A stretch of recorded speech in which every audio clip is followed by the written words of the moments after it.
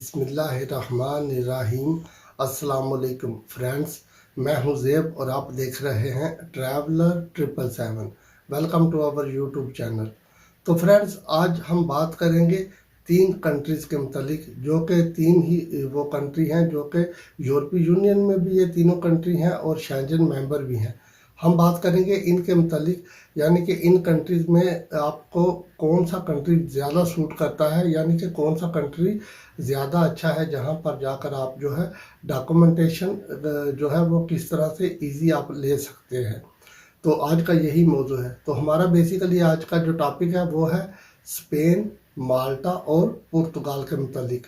तो इन तीनों कंट्रीज़ के मतलब हम बात करेंगे कि अगर हम इन कंट्रीज़ में जाते हैं तो कितना टाइम लगता है हमें वहाँ पर डॉक्यूमेंटेशन लेने का, और उसके बाद आगे चल के पीआर लेने में कितना टाइम लगता है, यानी कि इसके बाद आप पासपोर्ट कैसे अप्लाई कर सकते हैं और पासपोर्ट लेने में आपको कितना टाइम जो है वो रिक्वायर्ड है। तो सबसे पहले हम बात करते हैं स्पेन के मतलब। स्पेन, जैसा कि आपको पता है कि यूरोपीय यूनियन में है, शेंजन मेंबर है और एक स्ट्रांग इकानमी रखने वाला मुल्क है, और वहाँ पर बहुत ज़्यादा ह्यूज कम्युनिटी जो है एशियन लोगों की भी है। इसके अलावा वहाँ पर लैटिन अमेरिकन बहुत ज़्यादा लोग रहते हैं, अफ्रीकन लोग भी हैं, और इसके अलावा नॉर्थ अफ्रीकन लोग भी बहुत ज़्यादा हैं। तो स्पेन जो है, वैसे तो फ्रेंड्स आपको पता है कि अगर आप स्पेन में जाते हैं तो जो पहले काम आपने करना होता है, रेजिडेंस कार्ड लेने से पहले सबसे पहले वहाँ पर आपने अपनी रजिस्ट्रेशन करवानी होती है वहाँ पर, जो कि आप जब स्पेन में जाएंगे जिसको पद्रोनामेंट बोलते हैं, तो आपने पद्रोनामेंट करवाने के लिए आपने वहाँ पे जाना है किसी बंदे को साथ लेके जो कि वहाँ पर स्पेन में रह रहा हो। तो उसके वो बंदा आपके साथ जाएगा, वहाँ पर आपकी रजिस्ट्रेशन हो जाएगी, और वो जो रजिस्ट्रेशन है वो 2 साल तक होती है। 2 साल के बाद फिर आपको दोबारा उस ऑफिस में जाना पड़ता है और फिर जाके उसको रीन्यू करवाना पड़ता है। तो फिर 1 साल और यानी कि हो जाता है उसमें ऐड, 1 साल और पहले जो बाद में आपने रीन्यू करवाई 1 साल की और 2 साल पहले, टोटल हो गए 3 साल। तो इसका मतलब है कि 3 साल आपने स्पेन में जो है वो सिर्फ वहाँ पर अपनी रजिस्ट्रेशन के बिहाफ पर रहना है।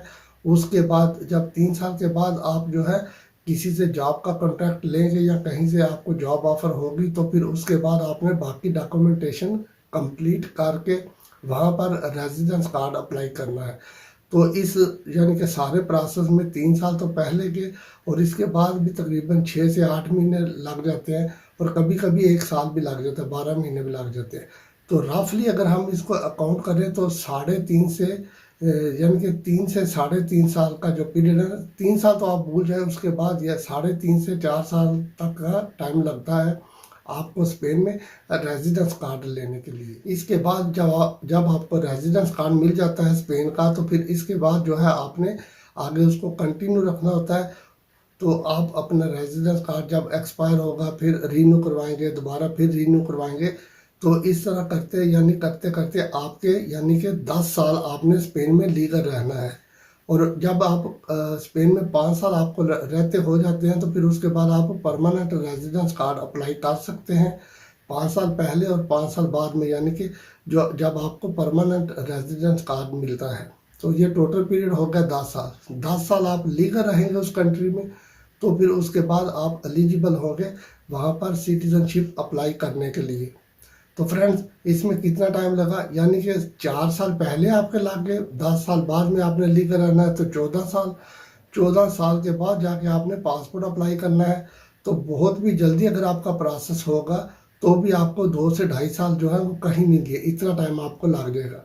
तो 14 साल और फिर जो है 2.5 साल आप इसमें और ऐड कर लें, तो 16.5 साल, ये 16.5 साल का अरसा है। यानी कि आप और भी इसको इजी समझेंगे तो 16 से 17 साल आपको लग जाते हैं स्पेन का पासपोर्ट लेने के लिए। ये तो बात होगी स्पेन के मुतालिक। अब हम बात करते हैं माल्टा की। तो माल्टा फ्रेंड्स, आपको पता है कि इस वक्त माल्टा जो है बहुत ज़्यादा टूरिस्ट वीज़े इशू कर रहा है, और इसके अलावा वर्क परमिट माल्टा से बहुत ज़्यादा जो है वो भी इशू हो रहे हैं, और इनके अलावा जो है स्टडी बेस पर भी आप वीज़ा अप्लाई कर सकते हैं माल्टा में। तो माल्टा का अभी ये प्रोसेस है कि आप जब माल्टा में जाते हैं, आपको माल्टा में रेजिडेंस कार्ड मिलता है, तो मोस्टली वहाँ पर आपको 1 साल से 2 साल का कार्ड मिलता है माल्टा में। तो आपने उसी कार्ड को कंटिन्यू रखना है। बाद में जाने के आपने उस कार्ड के बिहाफ पर आपने काम करना है, वहाँ पर आपका टैक्स जाता रहेगा और फिर इसी तरह करते करते आपने 10 साल गुजारने हैं। यानी कि अगर आपको 2 साल का भी कार्ड मिलता है तो फिर उसके बाद उसको रीन्यू कराएंगे, फिर 2 साल का मिलेगा, फिर रीन्यू कराएंगे, फिर 2 साल का मिलेगा। इस तरह भी आप करते रहें। अगर आपको 1 साल का भी मिलता है तो भी आपने उसको रीन्यू करवाना है, और अगर आपको 2 साल का मिलता है तो भी आपने उसको रीन्यू करवाना है। तो टोटल इसमें पीरियड लगेगा 10 साल। 10 साल के बाद आप जाके जो है वहाँ पर नेशनैलिटी यानी पासपोर्ट अप्लाई करने के लिए एलिजिबल हो जाते हैं। यहाँ पर आपको एक बात बताता चलूँ कि माल्टा जो है बहुत स्ट्रिक्ट है सिटीजनशिप देने के मुताबिक। सिटीजनशिप लेने के लिए आपको माल्टेज लैंग्वेज आना बहुत ज़रूरी है। आपने उसका टेस्ट जो है वो क्लियर करना है, पास करना है।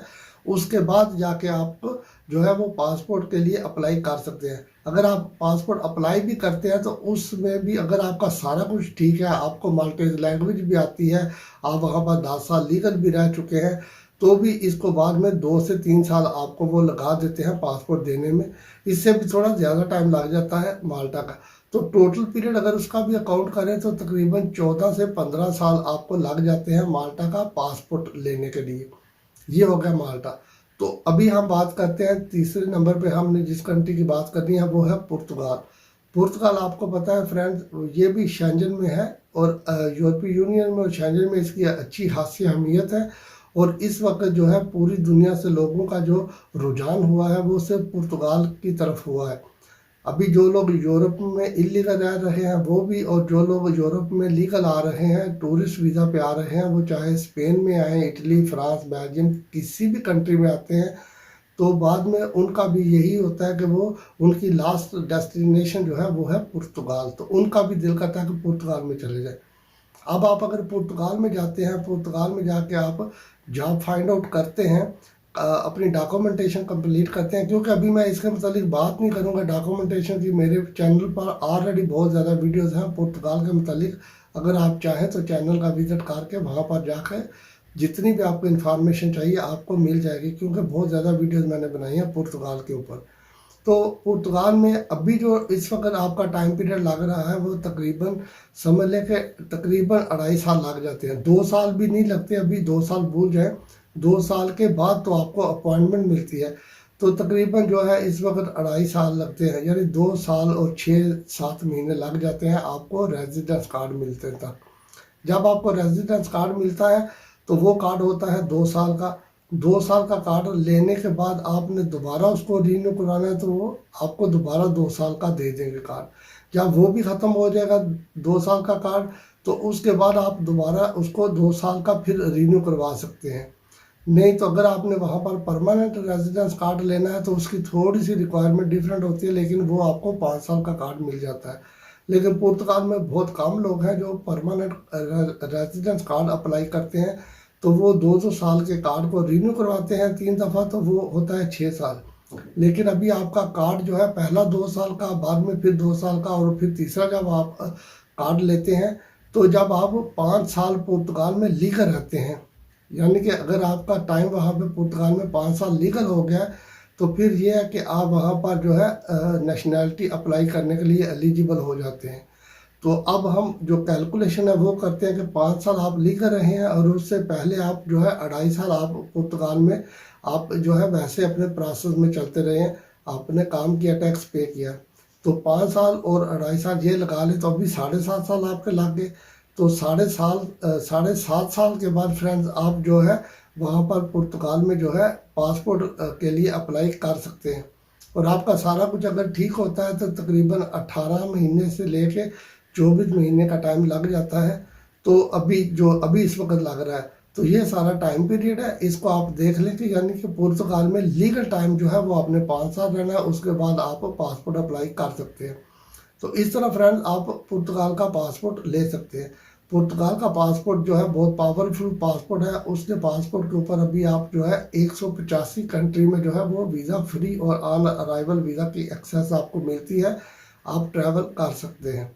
तो अभी फैसला जो है वो आपने खुद करना है कि आपको किस कंट्री में जाना चाहिए जो कि आपके लिए इजी है। और पुर्तगाल में जो लैंग्वेज कोर्स है नेशनैलिटी के लिए वो बहुत इजी हो जाता है। पुर्तगाल में यानी कि जो गवर्नमेंट है वो बहुत हेल्प करती है फॉरेनर्स की। तो आप वहाँ पर स्टडी कर सकते हैं, यानी कि लैंग्वेज कोर्स कर सकते हैं।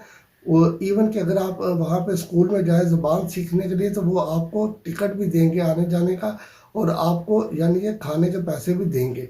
तो ये भी आपके लिए अच्छा है। और वो 3 महीने का तकरीबन कोर्स होता है।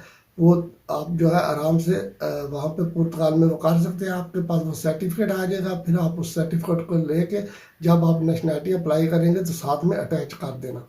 तो ये फ्रेंड्स सारा प्रोसेस था जो अभी आपके साथ शेयर किया है। अगर आपको वीडियो अच्छी लगे तो चैनल को सब्सक्राइब कीजिएगा, वीडियो को लाइक और शेयर कीजिएगा। अपना बहुत सा ख्याल रखिएगा। फिर मिलेंगे किसी नई वीडियो में किसी नई अपडेट के साथ। तब तक टेक केयर, अल्लाह हाफिज़।